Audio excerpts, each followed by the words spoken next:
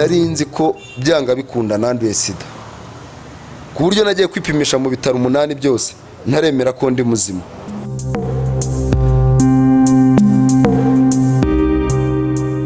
Agira ngo utangire wibwira abanyarwanda muri make nk'umuvugabutumwa cyangwa se umubwirizabutumwa ku isi, tureke kuvuga mu Rwanda gusa. Witwa nde, amazina yawe, waturutse? Yego murakoze, amazina yanjye nitwa Muzigirwa Jean Pierre, niyo mazina ari kuri ID yanjye. Abenshi bakunda kunyita umusore ushyitse, abandi bakanyita numva nayiheka. Abantu banyita amazina bitandukanye n'ibyigisho nigisha cyangwa n'ahantu tugenda duhurira bitewe nuko twahuye. Buriya bajya bavuga ngo uko umuntu mwahuye ni kumufata. Hari igihe uhura n'umuntu bitewe n'icyigisho urimo akakwita izina ry'icyo cyigisho. Bivuze rero ariko amazina ari kuri ID yanjye ni Muzigirwa Jean Pierre. Mfite n'irindi zina ntajya nkunda gukoresha ryitwa niyo nkuru, ni izina ry'igisokuru, ariko ntago nkunda kurikoresha ko ntago riri kuri ID.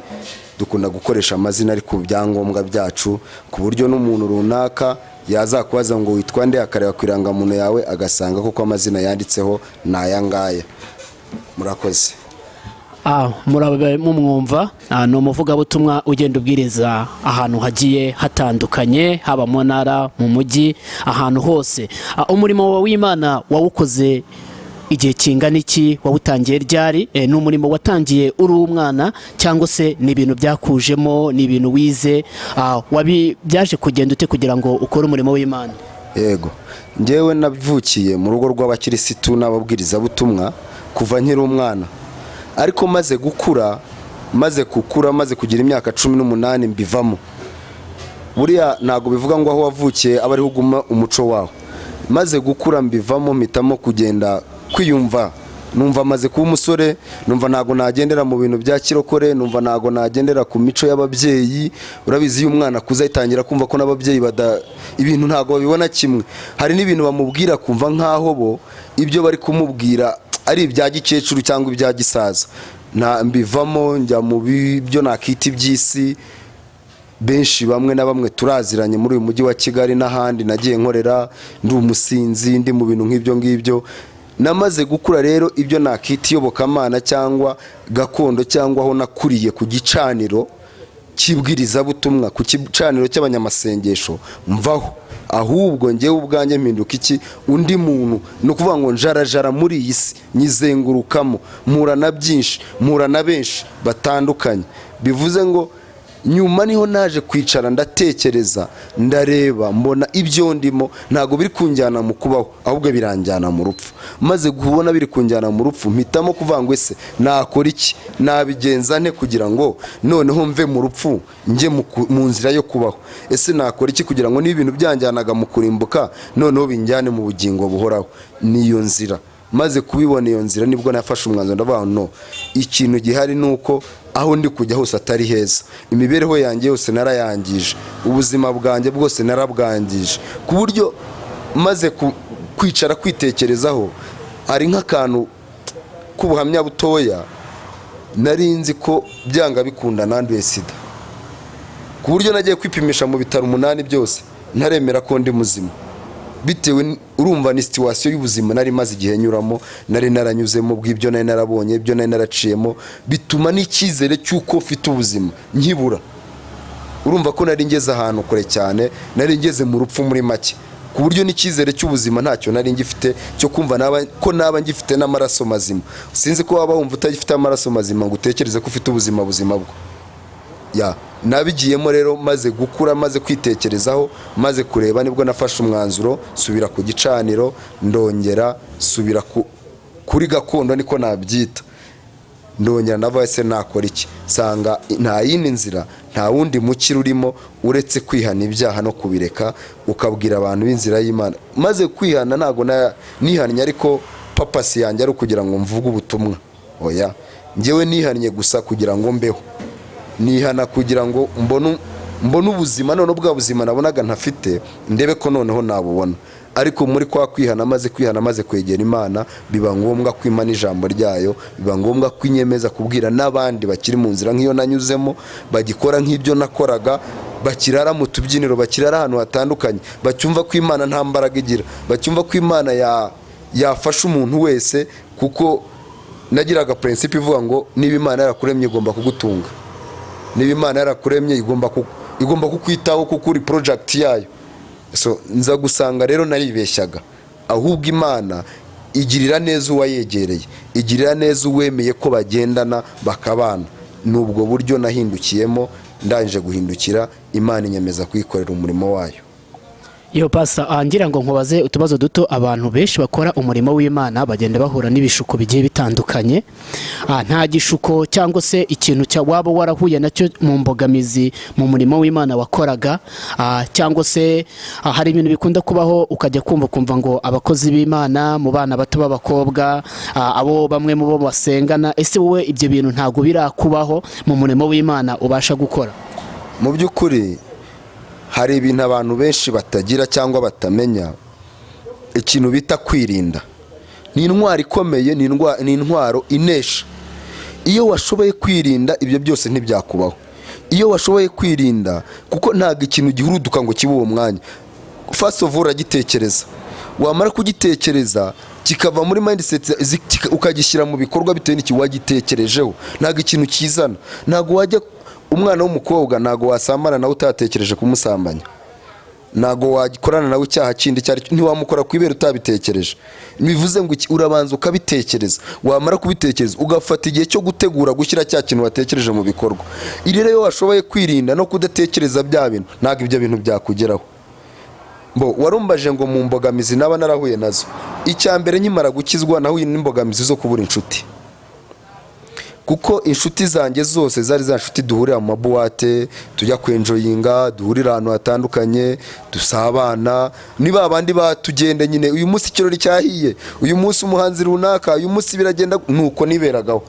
Iyo navaga mu kazi nta kindi, kwari kuva mu kazi. Nge nari ngeze kuri level mbi, nari ngeze ku rwego mari iminsi 3 ntanywa inzoga nkarwara, nkumva mu nda harandiye, nkumva ikibazo kiravutse. Namara icyumweru nasambanye nkumva ni bibazo, nkumva neza nabuza amahoro n'akazi nkakica. Urumva ko nari ngeze ku rwego rubi cyane, rubi. So rero ikintu cya mbere nagize cy'imbogamizi nuko inshuti zanjye zose zamvuyeho. Baba bo twagendanaga, abo twasangiraga, abo twavuganaga, babona ko nabaye ikigoryi bamwe. Abenshi babona yuko napfuye, ko nta terambere rindi namaze kwangirika.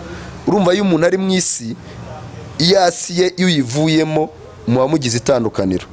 Niyo mbogamizi ya mbere nagize. Inshuti nyinshi zamvuye, gusa hafi ya zose niko nabyita zirimo zirangarukira, ku buryo bamwe muri bo bamaze no gufata umwanzuro wo kwihana. Benshi bamwe baranabatijwe, bafata umwanzuro wo kwihana, baravuga ngo koko Imana igira imbaraga, koko Imana irashoboye, koko burya ibyo tugenderamo nta hazaza bifite.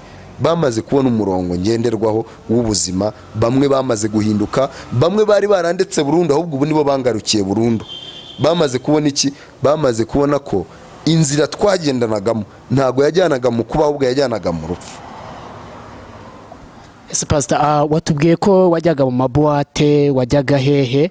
Ikintu kibi waba warabonye muri buwate nk'aka kanya uri gukora umurimo w'Imana cyaba ari nk'igiki? Wenda wahahuriraga n'urubyiruko rwishi ukumva wakishimana narwo, yewe ukumva nawe uri muri level y'urwo rubyiruko kuba uri kwishimana nawe, ariko kuva uri uwo nguwo mu murimo w'Imana utubwiye ko hari ikintu cyahindutse kinini cyane aho wegereye Imana kabisa. Wa mugana ari we muremyi wa twese, ati urubyiruko rw'ubu nirwo rusigaye rujya mu mabuwate rugakora amabi, rugakora amahano. Ese ni igiki wabonye muri buwate wabwira urubyiruko ati mwihane muyoboke inzira nk'iyo nanjye najemo? Ni nk'iki wabwira urubyiruko muri makeya? Urakoze. Icyambere kiba muri buwate nta self control ibamo. Utangira wagiye ukabona nk'umusore yagiye cyangwa umukobwa ari umuntu wiyubashye, ari umuntu ubona hasobanutse, yambaye neza, araberewe. Nyuma y'amasaha 2 ugasanga arimo arigaragura hasi. Nyuma y'amasaha 3 ugasanga wa muntu wabona gutatinyuka no gusuza wenda bitewe na level mubonaho, ugasanga ahubwo arimo arinyarira. Ugasanga amayibobo ziramukurura mu muhanda, ugasanga aragwa hasi. Kuvuga ngo agaciro ke nta kazi, yagatakaje nawe ubwe ntazi cyari cyo. ntazi ngo ese ngewe ndi muntu ki. Muri buwate ni hantu ushobora kujya imishinga y'ubuzima bwawe bw'ejo hazaza ikarangirana n'iryo joro.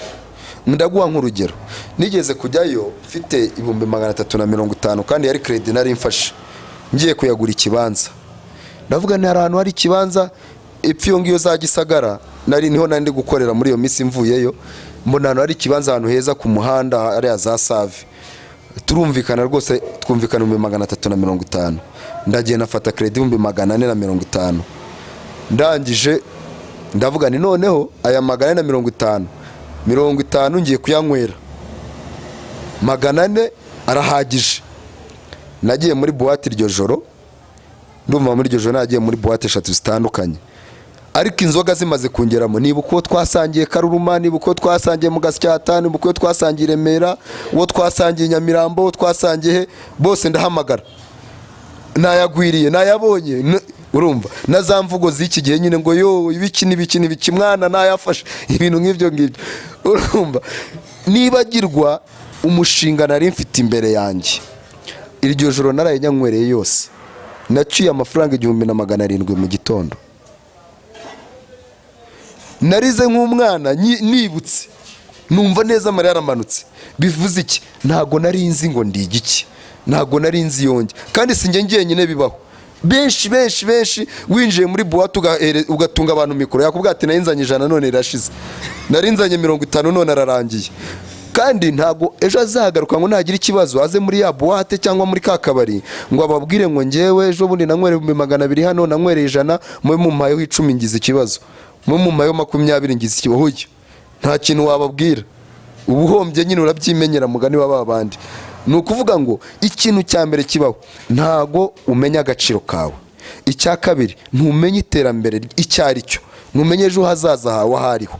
Urumva ibintu byose uraya mu buryo utakagombye kubukora uri umuntu muzima. Ibaze nawe umuntu w'umusore ufite ahazaza, warangiza ugafata 350 ukabinywera ijoro rimwe.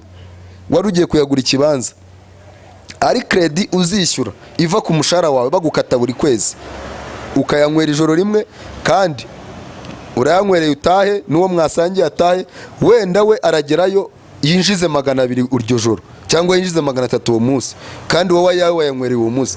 Nukuvuga ngo iyo uri aho ngaho ntumenye uwo uriwe, ntumenye agaciro kawe ari akahe, ntumenye ngo ese umuntu tugendana ubundi ikidutandukanya n'iki. Wumva ko niba nywa mitsingi nawe ukanywa mitsingi muri bamwe, niba nywa wisiki nawe ukabanywa wisiki muri kuri level imwe, kandi ntuzahakura, ntuzi igisokuru cyuko gihagaze. Hari abantu hano batunzwe n'iby'ibisokuru byabo byakoze, babayeshwejweho n'imirimo y'imiryango yabo, ugasanga wowe urayabona ugize gutyo avuye mu cyuyo. Reba nk'amajoro ugenda amanywa ugenda, warangiza ugasanga ayo wakoreye icyumweru cyose uyanywereye umunsi umwe, kandi wa munsi umwe uyanywereye ntabwo uzajya kubwira nyirakabari ngo inzu igihe cyakwishyura cyageze, mayo kwishyura kode nishyure ibintu byakomeza. Nawe kugukopa ntiyagukopa, ushobora kumwaka gukopa uwo munsi wabuze nayo kunywera ntagukope. So nukuvuga rero nashishikariza urubyiruko cyangwa abantu, ntabwo muri buwate hajyamo urubyiruko gusa, hajyamo n'abakuru. Urumva nigeze gusangira n'umugabo umwe, yari umugabo uparitse imodoka nziza cyane aho ngaho ifite nk'agaciro ka $40,000, ariko birangira tumucyuye kuri moto, umwe afasha undi afasha, banzirikiye ku mumotari kugira ngo tumucyure. Yaparitse imodoka aho imeze neza. Ese nk'abo bantu iyo babonye mu murimo w'Imana ukora, abantu mwagiye musangira, ubabwira iki? Ikindi, hari imvugo ziri kuvugwa ubu, ntabwo izo mvugo ziri muri Bibiliya, yewe nta n'umukozi w'Imana bigize izo mvugo bazituma ngo azazitubwire. Ugasanga umwana arimo aravuga ngo ewana mani ngamaniga nguriya muniga, ewana se mani uriya musani se pasta. Izo mvugo ziremewe wenda nk'umuvugabutumwa, kuba umuntu n'abantu bakuru basigaye bazikoresha. Ugasanga umuntu w'umumamanga ewana ngo mani ngo none se wa muntu arahari. Ese izo mvugo ni nziza ku Mana kuba twazikoresha tutazi aho zavuye? No kuvuga ngo ngewe nk'umubwiriza butumwa, ikintu cya mbere navuga kuri izo mvugo nuko ari imvugo nyandagazi mu muco nyarwanda. Nta kuntu wabona papa ukubyara ngo umubwire ngo yo mani, ari umusaza ukubyara cyangwa ungana naso umubwire. Ni imvugo nyandagazi mu yandi magambo, ni imvugo z'abantu bakoresheje ibiyobyabwenge nabo ubwabo batazi icyiciro bagendamo, batazi ngo se ibyo turimo ni ibiki. Urumva nk'uwo muntu wasinze ku buryo bamuhambira kuri moto yari kukubwira ijambo ryose abonye. Urumva ntago nawe yarazi sarimo izo mvugo. Rero nashishikariza abantu ko ntazi yaturuka. Ngiye nshobora kuvuga n'imvugo hari ibyo ndi guhamura, nawe ukanyigana, urahamura ikisuzi. Nuvuga ngo ni bya bintu byo gushaka abantu. Urubyiruko muri iki gihe rurashaka kugaragaza nk'ari abantu bafite viziyo cyane, ari abantu bazi iterambere, ari abantu basobanutse, kandi nyamara ntaho baragera, ntibaraba. Mbere yo kugaragaza ko hari umuntu runaka ushaka kumera nkawe, banza umenye wowe ubwawe urinde, banza umenye wowe ubwawe uri muntu ki. Nuvuga ngo urabona niba Diamond akoze ikintu ukumva nawe ushatse kugikora, kandi Diamond afite wenda impamvu yagikoze, afite nicyo gisobanura, afite naho biva naho bimujyana, afite nicyo bimuremera. Wowe uragikora uzi yagikuye kuki, uzi impamvu yagikoze ari iyi. Wakagombye kubanza kwimenya niba ari n'iterambere rindi ugomba kuzana, ukaryizanira ku giti cyawe, ukavuga ngo ngewe iki kintu nakizanye kubera impamvu izi nizi, cyanyungura iki, cyakungura sosiyete iki ngiki. Nose nk'izo mvugo n'iki zimariye sosiyete? Nta na kimwe. Ni izo gutakaza umuco gusa. Yo pasa, hari ibintu tugenda tubona mu Rwanda ni ku isi, ugasanga umwana w'umukobwa avuye iwabo nimugoroba, aho yakabyutse ajya gusenga, cyangwa se mugoroba ngo ajye gusenga nk'abandi. Arabyutse mu gitondo, arakarabye, ariteguye, nimugoroba urageze wa joro agiye ngo hari ikintu bita ngo gutega, aho yakagiye gusenga nk'uko mubitubwira, ugasanga agiye muri biriya bishuko. Wenda mu mwanya dufite mutoya wasobanurira abantu se, wababwira icyo abo bana babyuka ugasanga agiye gutega ngo babisinze uko babita, ariko se abo bana wababwira iki b'abakobwa, yewe n'abagabo basigaye babikora, ugasanga umugabo agiye guhagarara ngo arashaka umuntu uza kumugura. Nkamwe abakozi b'Imana mwadufasha iki mu murimo Imana iba yarabatumye? Murakoze cyane. No kuvuga ngo abantu bafite ibibazo bibiri. Ikibazo cya mbere bafite ikibazo cy'ubunebwe bwo gukora. Icyo aba ari ikibazo cya mbere cy'ubunebwe bwo gukora, kugira ngo akore ateze imbere ubuzima bwe, akumva ko yabicungira ku wundi, akumva ko imibereho yiwe yayicungira ku wundi muntu. Icyo ni ikibazo cya mbere. Ikibazo cya kabiri ni cya kintu nakubwiye, aba ataramenya uwo ari we, ngo amenye agaciro ke, amenye ko ari umuntu ugomba guharanira ejo hazaza hiwe. Inama nabagira ni inama iteye gutya: nibakanguke, bige kumenya gukora ku giti cyabo. Abantu nibamara kumenya kwiteza imbere, bakamenya kwihangira imirimo nk'uko leta y'u Rwanda ihora ibashishikaza. Buriya cyane ikintu kiza leta y'u Rwanda ihora ishishikariza abantu, bamenye gukora, bihangira imirimo, bishyire mu masosiyete, mu makoperative, bihuze, bakore, batere imbere. Nibamara, nta muntu waba ufite business akora ngo ajye gutega, nta muntu waba ufite umuryango akomokamo agendera ku mahame y'umuryango, yumvira ababyeyi, agendera ku nshingano z'ababyeyi bamuha ngo ajye gutega. Ni abantu bamaze kwigira ibicamuke, badashaka gukora, badashaka kugira ngo baharanire iterambere ryabo ku giti cyabo, ahubwo bumva ko bakiberaho mu buzima bworoshye, mu buzima bategereje ku bandi bantu. So inama nabagira, nibabanze bamenye agaciro kabo, bige gukora, kandi bamenye kwiteza imbere. Sepasa, hari ijambo riri kuvugwa muri iyi minsi ko sinzi niba namwe abakozi b'Imana bibagiraho ijambo ngo Slay Queen. Slay Queen, sinzi niba abakozi b'Imana uko turyumva namwe ariko muryumva. Ese Slay Queen y'uryumvise we wumva risobanura iki? Ushobora kuba utararyumva cyangwa se wararyumvise, kuko nk'umuntu waciye mu bigeragezo nka biriya bikaze, nta kuntu utabuze ijambo Slay Queen. Ese Slay Queen nk'umukozi w'Imana we wumva risobanura iki ku bantu?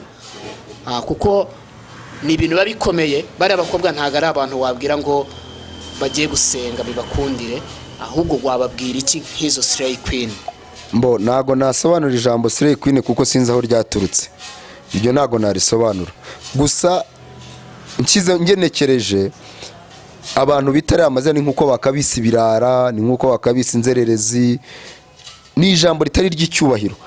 Ko ari abantu bafite ahazaza kandi bagomba kumenya ko ari n'abazabakomokaho, bagategurira abazabakomokaho kugira ngo nabo bazabeho mu buzima bwiza. Ya Pastor, mu masegonda dufite nk'atanu watubwira ku ijambo ry'Imana gatoya, muri ayo masegonda dufite, ukanadusengera nk'umupasiteri wa Jean kuri CPN TV, ukatubwira uburyo ijambo ry'Imana natwe tugomba kuryitwaramo, natwe tuba turikeneye muri ya masegonda dufite. Murakoze cyane. Ikintu kimwe cyo navuga, reka twifashishe ijambo ry'Imana riri mu gitabo cy'Itangiriro. Turasoma igice cya mbere, turahera ku murongo wa mbere. Haravuga ngo mbere na mbere Imana yaremye ijuru n'isi. Isi yari itagira ishusho. Haravuga ngo mbere na mbere Imana yaremye ijuru n'isi. Isi yari itagira ishusho, yariho ubusabusa, umwijima wari hejuru y'umuhengeri, maze umwuka w'Imana yagendagendaga hejuru y'amazi. Imana iravuga iti habeho umucyo, umucyo ubaho. Imana ibona umucyo ko ari mwiza. Imana itandukanya umucyo n'umwijima. Amen. Ni ukuvuga ngo ikintu navuga kuri iri jambo niravuga ngo rifite topic ivuga ngo ibintu byose bitangira ari ubusabusa. Ni ukuvuga ngo muri kwa gutangira ibintu byose bigatangira ari ubusabusa, iyo umuntu agikura akiri umwana bataramenya gutandukanya ikibi n'icyiza, ataramenya gutandukanya ibintu, ku buryo ntibizagutungura kubona umwana afashe urwembe akarutamira, agafata icyuma agashyira mu kanwa. Ibintu byose birakivanze, umucyo n'umwijima biratandukanye. Ariko yamaze gukura amenya ngo gutukana ni bibi, akamenya ngo kubwira umuntu kuruta nabi ni bibi. Yamaze kubimenya kubitandukanya rero, aravuga ngo iki ni ikosa, iki si ikosa. Yahisemo aba afite uburenganzira bwo guhitamo ngo ndagumiza gutukana cyangwa se ndabireka. Uko ni ugutandukanya umucyo n'umwijima mu buzima. Iyo umuntu amaze gukura rero agahitamo kwihana, agahitamo gukurikira Imana, aba ahisemo gutandukanya umucyo n'umwijima mu buzima bwe, none ahisemo kugendera mu mucyo w'Imana. Iyo amaze guhitamo kugendera mu mucyo w'Imana rero, hari ibintu bimuranga. Icya mbere, yitandukanya n'inshuti mbi. Icya kabiri, yera imbuto ku buryo abantu babona ko afite itandukanyirizo na ba bandi. Ubu ntago nakubwira ngo nabaye mu tubari nindangiza nitware nk'abo mu tubari, ntaho biba bitandukaniye. Icya kabiri, amenya agaciro ke nawe ubwo arimenya. Hari ibintu rero bimubaho, agira igikundiro, uwo muntu akora ikintu yatekerejeho, uwo muntu aba mu buzima azi ubwo ari bwo. Yaburara akavuga ngo uyu munsi naburaye ariko ejo nzarya. Yabwirirwa akavuga ngo nubwo mbwiriwe ariko nijoro ndarya. Ntabwo ubuzima bwose buhora ari bwiza, nta nubwo ibintu byose bihora bimeze neza. Ariko iyo wahisemo uravuga ngo njyewe nahisemo kugendera mu mucyo w'Imana, nahisemo kwihana icyaha n'igisa nacyo. Niyo wasonza ntago wajya gusambana kugira ngo urye, niyo wabaho mu buzima bubi ntago wajya gutega bimwe mwavugaga kare ngo ujye gutega kugira ngo ubeho. Oya, uhitamo kuvuga ngo ndagendera mu mucyo w'Imana, ndareka icyaha n'igisa nacyo, ndareka kugenda nk'abantu b'iki gihe, ahubwo njyewe mitemo kugenda muri iyi nzira. Icyo gihe wahisemo kugendera mu mucyo w'Imana. Iyo wahisemo kugendera mu mucyo w'Imana rero, Imana nayo iraza ikagushyigikira kandi ikabana nawe.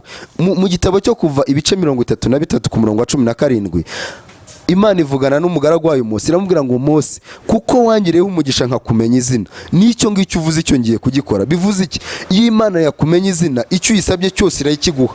Iyo Imana yamaze kukumenya, wagiranye ubushuti n'Imana, ugenda ku murongo umwe uko Imana ishaka kandi ugirana ubushuti n'Imana. Iyo ukomeje ugasoma hasi, Mose yagiranye ikiganiro n'Imana, ageze ubwo yibwira ngo ndashaka kureba mu maso hawe harabagirana. Urumva yari yashyikiranye n'Imana, umutima wari ufungukiye Imana kandi n'Imana yari mwishimiye. Bivuze iki rero? Iyo uri imbere y'Imana kandi wagiranye ibihe n'Imana, uranyurwa, ibintu byose ugira umurongo ugenderwaho, kandi aho unaniwe Imana ikongerera imbaraga. Ntabwo bivuze ngo niba wakijijwe ntuzahura n'ibibazo, ntibivuze ngo niba wakijijwe ntuzahura n'ibigeragezo, ntibivuze ngo ntuzahura n'intambara, ariko ugira uburyo uzigendamo, ugira umurongo ngenderwa, ubuzima bwawe ubuha icyerekezo. Uravuga ngo nubwo mbayeho muri ubu buzima, ejo ni heza. Ukagira intumbero, ugaharanira gukora, ugaharanira kwiteza imbere. Imana nayo iruruka ikagushyigikira iri mu ijuru. Nabifuriza rero namwe ko mumenya gutandukanya umucyo n'umwijima mu buzima bwanyu, kuko iyo wahisemo kugendera mu byaha uri mu mwijima, ariko iyo wahisemo kugendera mu gakiza wahisemo kugendera mu mucyo. Rero hari abantu bahora bavangavanga umucyo n'umwijima. Uyu munsi ugasanga yakijijwe, ejo ugasanga yongeye yabisubiyemo. Bamwe twita ngo byongeye, ugasanga uyu munsi yakijijwe, ejo yongeye. Uyu munsi ukamubona mu rusengero, nijoro ukamubona mu kabari. So abo bantu ni bamwe babivangavanga. Ariko iyo wahisemo kugendera mu mucyo w'Imana, ugahitamo inzira imwe ukayoboka, ukavuga ngo njyewe ubwanjye mpisemo kugendera mu mucyo w'Imana, Imana nayo iruruka ikagushyigikira, ikagukomeza. ahasigaye ubuzima bwawe bukagenda neza kandi ukagira ishya n'ihirwa. Murakoze. Mwakurikiranaga CPN TV ibiganiro byayo bigiye bitandukanye. Twari turi kumwe n'umukozi w'Imana, umuvugabutumwa, umukeneye rwose ahantu hose mu ijambo cyangwa se mu butumwa Imana yagiye imutuma, wamushaka kabisa, wamubona, wagana CPN TV ikakuyobora cyangwa se nawe akakubwira aho wamwisangira, aho wamukura kugira ngo akomeze kubwiriza ubutumwa Imana yagiye imutuma ku bantu bayo batuye iyi si. Murakoze. Ngiye nsengera mu itorero rya ADPR, ubu ndabarizwa mu karere ka Rusizi mu murenge wa Bugarama. Nsengera muri ADPR Bugarama Cité. Uwo mudugudu ari umudugudu na paruwase, nuvuga ngo niho nsengera kuri iyo paruwase yaho. Numubwiriza butumwa. Nimero yanjye ni 078 6 428 952. Iyo ni MTN. Tigo ni 0726 38 11 58. Imana ikomeze kubishimira. Wakurikiranaga CPN TV, wakora subscribe ukareba ibintu bigiye bitandukanye. Ijambo ry'Imana iwacu muri quartier Rwanda Entertainment ni ibiganiro CPN TV igenda ibategurira. Murakoze.